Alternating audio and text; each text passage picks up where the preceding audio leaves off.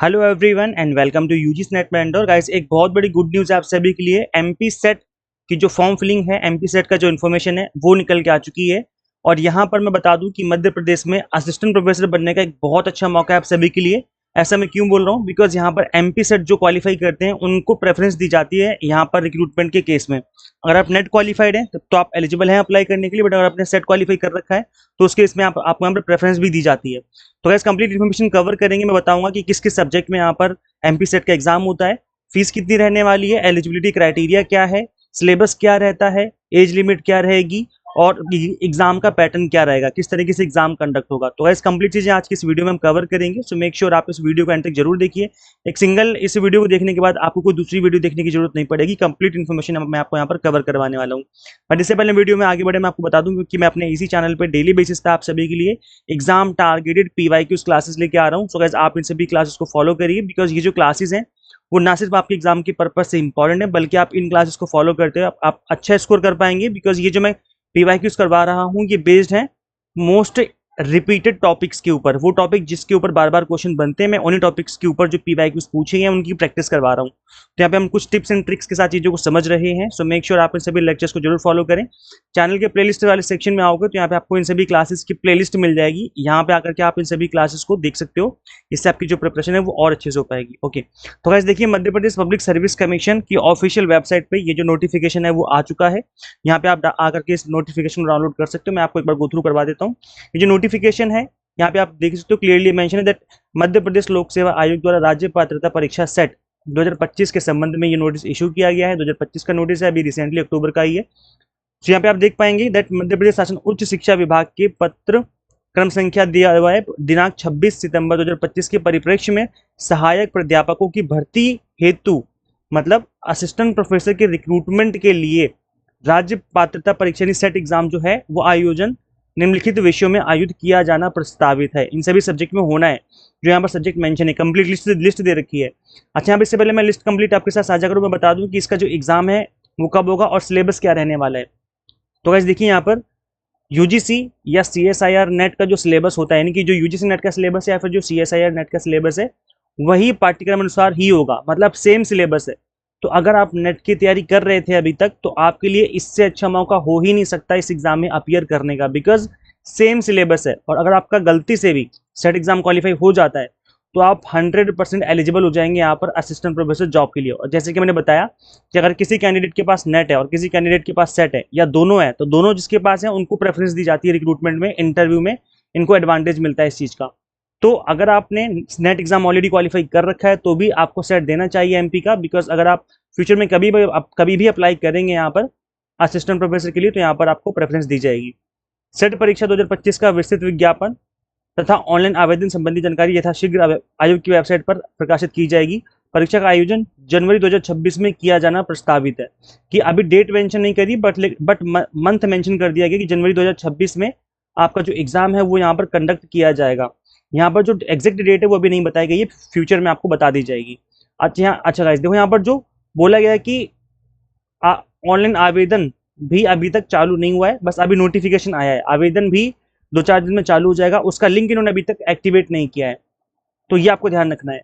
यहाँ पर सब्जेक्ट की कंप्लीट लिस्ट दे रखी है, तो यहाँ पे आप लिस्ट एक बार देख लीजिए। रसायन विज्ञान हो गया, वाणिज्य यानी कॉमर्स हो गया, फिर इसके बाद स्टैटिस्टिक्स हो गया, शायद ये संगणक विज्ञान, अपराध शास्त्र, रक्षा और इसके अलावा पृथ्वी, अर्थ साइंस हो गई, ये तो आपका सीएसआई नेट वाला है, अर्थशास्त्र, अंग्रेजी, भूगोल, हिंदी, इतिहास, गृह विज्ञान, विधि पुस्तकालय, जीव विज्ञान प्रबंधन यानी मैनेजमेंट हो गया, गणितीय विज्ञान, नृत्य, दर्शन शास्त्र, शारीरिक शिक्षा, भौतिक विज्ञान, राजनीति विज्ञान, मनोविज्ञान, मराठी, संगीत, संस्कृत, समाजशास्त्र, परंपरागत संस्कृत हो गया, उर्दू, चित्रकला, योग। तो ये वो सब्जेक्ट है जिसमें सेट एग्जाम कंडक्ट किया जाना है। अगर आपका इसमें सब्जेक्ट मेंशन नहीं है तो कोई डरने घबराने वाली बात नहीं है, बिकॉज सभी के लिए नेट एग्जाम होता है। नेट में तो कोई भी अपियर कर सकता है, लेकिन यहाँ पर वही कैंडिडेट अपियर कर पाएंगे जिनका सब्जेक्ट इन सभी सब्जेक्ट में कोई एक सब्जेक्ट है। तो अब मैं आपको बता दूं गाइज कि यहाँ पर जो एग्जाम का पैटर्न है वो क्या रहता है। तो गाइज आप देख सकते हो कि एग्जाम का जो पैटर्न है, पेपर 1 पेपर 2 दो ही पेपर होने हैं। पेपर 1 जो है आपका 50 क्वेश्चन पूछे जाते हैं, हर एक क्वेश्चन 2 नंबर का होता है, तो आपके 100 मार्क्स बन जाते हैं। पेपर 2 जो है 100 क्वेश्चन पूछे जाएंगे, हर एक क्वेश्चन 2 नंबर का होगा, तो आपके 200 मार्क्स बन जाएंगे, टोटल 150 क्वेश्चन हो जाएंगे। और 300 नंबर का आपका पेपर होगा। ये सेम टू सेम वही है जो आपका नेट एग्जाम होता है, सेम टू सेम वही है, मतलब वही सेम पैटर्न है। 3 घंटे का एग्जाम होगा, 180 मिनट का।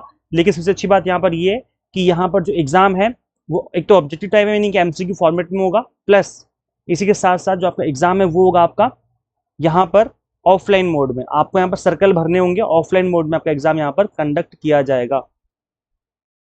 आप देखो जो जिन शहरों में एग्जाम होना है उन सब्जेक्ट की जो शहरों की लिस्ट है वो इस तरीके से है: इंदौर, भोपाल, ग्वालियर, जबलपुर, रीवा, सतना, सागर, उज्जैन, नर्मदापुरम, शहडोल, खरगोन, रतलाम। तो ये कुछ ऐसे शहर हैं जहाँ पर एग्जाम कंडक्ट होगा। मतलब अगर आप फॉर्म फिल करते हो तो एमपी के किसी शहर में जाकर के आपको एग्जाम देना होगा। एग्जाम ऑल इंडिया नहीं होता है, आपको इसी स्टेट में जाकर के एग्जाम में अपीयर करना पड़ेगा। तो जब आप फॉर्म फिलिंग करेंगे तो आपसे वहाँ पे आपसे पूछा भी जा सकता है कि भाई आपको कौन से शहर में जाना है। अदरवाइज ये खुद ही आपको यहाँ पर आपके एडमिट कार्ड में मेंशन कर देंगे कि आपका एग्जाम कहाँ पे कंडक्ट किया जाएगा। गाइज यहाँ पर आप देख लीजिए कि एलिजिबिलिटी क्या है, नहीं तो दिक्कत हो जाएगी आप सभी के साथ। एलिजिबिलिटी ये है कि अगर आपने 55% मार्क्स के साथ पोस्ट ग्रेजुएशन कंप्लीट कर लिया है तो उस केस में यहाँ पे आप एलिजिबल है अप्लाई करने के लिए। लेकिन अगर आप आरक्षित श्रेणी से हैं, केवल मध्य प्रदेश के अनुसूचित जाति, अनुसूचित जनजाति, अन्य पिछड़ा वर्ग, क्रीमी लेयर को छोड़ करके, तथा दिव्यांगजन, उनके 50% अंक होना आवश्यक है। तो मतलब यहाँ पर अगर आप रिजर्वेशन का फायदा लेना चाहते हो तो आपको फिर एमपी का ही रिजर्वेशन सर्टिफिकेट आपके पास होना चाहिए, अदरवाइज आपको जनरल से अप्लाई करना है। तो मिनिमम 55% मार्क्स अगर आपके हैं तो आप अप्लाई कर सकते हैं। लेकिन यहाँ पर यह भी बोला गया है कि अगर आप यहाँ पर अपने मास्टर डिग्री के फाइनल ईयर में हो, अंतिम वर्ष में हो, या तृतीय स्नातकोत्तर चतुर्थ सेमेस्टर में अध्ययनरत हो, मतलब फाइनल कुल मिला के बात है कि फाइनल ईयर में होनी चाहिए, तो उस केस में आप यहाँ पर अप्लाई कर सकते हैं।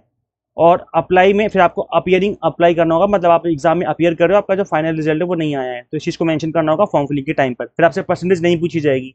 अगर आपने पीजी कंप्लीट कर लिया है तो उस केस में फिर आपको परसेंटेज डालनी पड़ेगी। तो ये है एक मिनिमम जो एलिजिबिलिटी क्राइटेरिया है। और यहाँ पर एज लिमिट कुछ भी नहीं है, किसी भी एज लिमिट का पर्सन यहाँ पे अप्लाई कर सकता है, बिकॉज नेट और सेट की कोई एज लिमिट यहाँ पर गवर्नमेंट ने नहीं रखी है, तो कोई भी यहाँ पे अप्लाई कर सकता है, कोई दिक्कत नहीं आएगी। गाइस देखो, जब लास्ट टाइम फॉर्म फिलिंग हुई थी तब इस तरीके से फीस ली गई थी। अभी इस साल का जो डिटेल नोटिफिकेशन है वो आना बाकी है, 2-4 दिन में आ जाएगा। लेकिन मैं लास्ट ईयर की फॉर्म फिलिंग की फीस बता देता हूँ, इससे आपको थोड़ा आइडिया लग जाएगा। तो ये अन्य श्रेणी, मतलब जो जनरल कैटेगरी, जो मध्य प्रदेश के बाहर के लोग हैं, उनके लिए 500 रुपये फीस रहती है और 40 रुपये पोर्टल की फीस रहती है, मतलब 540 रुपये की फीस रहेगी। और अगर आप मध्य प्रदेश के ही रिजर्व कैटेगरी से बिलोंग करते हो तो उसके साथ आपकी फीस 250 ही है और 40 ही है, मतलब 290 रुपये के आसपास रहेगी। तो ये फीस रहती है। त्रुटि सुधार की अवधि बिना विलंब शुल्क, मतलब अगर आप करेक्शन करते हो तो उसकी 50 रुपये फीस आपको अलग से देनी पड़ती है बाद में। तो ये है, ये मिनिमम फीस आपको पे करनी पड़ती है। और वैसे बता दूं, ये लास्ट ईयर की फीस है जब 2024 में एग्जाम हुए थे। अभी इस साल का जो डिटेल नोटिफिकेशन है वो आना बाकी है, तो जब वो आएगा तो उसके रिगार्डिंग भी मैं आपको अपडेट दे दूंगा। आई होप आपको सारे डाउट्स क्लियर हो गए होंगे। फिर भी आपके मन में कुछ भी पूछने का कोई डाउट रहता है तो आप कमेंट करिए, वहाँ पर रिप्लाई करके मैं आपकी हेल्प करने की कोशिश करूंगा। गाइस देखो, अगर आप नेट की तैयारी कर रहे हो तो सेट ऑटोमेटिक प्रिपेयर हो जाएगा, क्योंकि नेट और सेट का सेम सिलेबस है, कुछ भी अलग नहीं है। तो हम आपको अपने प्लेटफॉर्म पर इस एग्जाम को फर्स्ट अटेम्प्ट में क्रैक करना सिखाते हैं। ऐसा क्यों बोल रहा हूँ मैं, बिकॉज हम यहाँ पर आपको एग्जाम टारगेटेड प्रिपरेशन करवाते हैं, चाहे पेपर 1 हो, कॉमर्स, मैनेजमेंट या पॉल साइंस हो। और सेट में तीनों ही सब्जेक्ट हैं, आपने देखा ही होगा अभी थोड़ी देर पहले। तो यहाँ पर जो आपकी तैयारी है वो एग्जाम टारगेटेड हो जाएगी मिनिमम टाइम में। जितना भी टाइम बचा हुआ है, आप लोग 3 मंथ के आसपास का टाइम बचा हुआ है, तो इस टाइम पीरियड के लिए हमने 3 मंथ के स्पेशल कोर्सेज भी स्टार्ट कर रखे हैं। तो 3 मंथ वाला कोर्स आप एनरोल कर सकते हैं। कॉम्बो कोर्स भी 3 मंथ में अवेलेबल है। कंप्लीट कंटेंट आपको बाइलिंगुअल मिल जाएगा देखने को, 100 मॉक टेस्ट मिल जाते हैं प्रैक्टिस करने के लिए, पीडीएफ नोट्स मिल जाते हैं जिनको आप डाउनलोड करके मल्टीपल टाइम रिवीजन और प्रैक्टिस कर सकते हैं। गाइस करना है कि आपको सिंपली गूगल प्ले स्टोर से एग्जाम मेंटर ऐप इंस्टॉल कर लेनी है। अगर आप iOS यूजर हैं तो उसका लिंक हमने आपको अलग से इसी वीडियो के description box and comment box में दिया हुआ है। तो thank you so much watching this video. Share कीजिए इस वीडियो को सभी के साथ जो या तो नेट की प्रिपरेशन कर रहे हैं या फिर सेट की प्रिपरेशन कर रहे हैं। And subscribe for UGC NET update and PhD related updates. Guys मिलते हैं फिर नेक्स्ट वीडियो में। Till then keep watching UGC NET mentor. Thank you so much.